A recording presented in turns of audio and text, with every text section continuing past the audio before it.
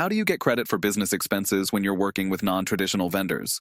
It might sound complicated, but I'm going to break it down for you in a way that actually makes sense. And trust me, this will save you time and frustration. A lot of business owners get stuck because they think business expenses only count if they're from big traditional vendors. Think like office supply stores or well-known online platforms. But here's the thing, that's just not true. You can claim expenses from almost any vendor, even those who might not be on the typical list of accepted ones.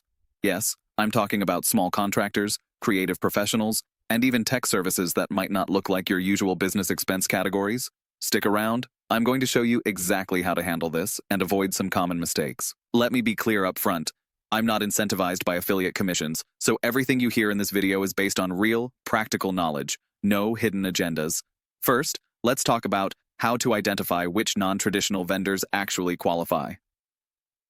Many business owners overlook the fact that what really matters is the nature of the expense. You might think you can't claim a payment for a freelance designer or a subscription to an obscure SaaS tool, but in fact, as long as these costs are directly tied to business activities, they absolutely count. The key is making sure the service is something you're using to drive your business forward, whether it's marketing, operations, or product development. If you're paying a vendor and it's part of your regular business function, it's eligible. Now, here's the tricky part: documenting these transactions correctly. A lot of people assume that just paying a vendor automatically qualifies the expense for a write-off, but that's not always the case. If you're working with a non-traditional vendor, make sure you get clear invoices and receipts that specify what the service is for.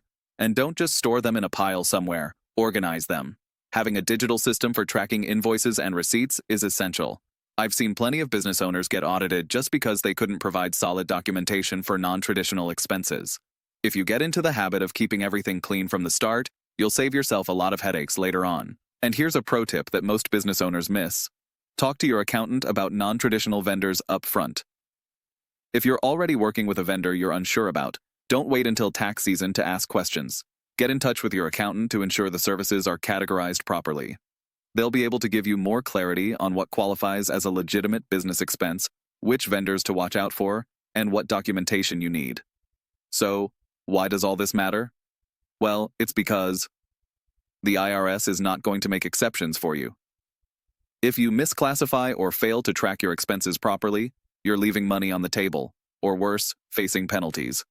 A simple conversation with your accountant can save you thousands, and if you stay ahead of the game, you'll get credit for your business expenses without running into trouble. Lastly, I want to address a common misconception.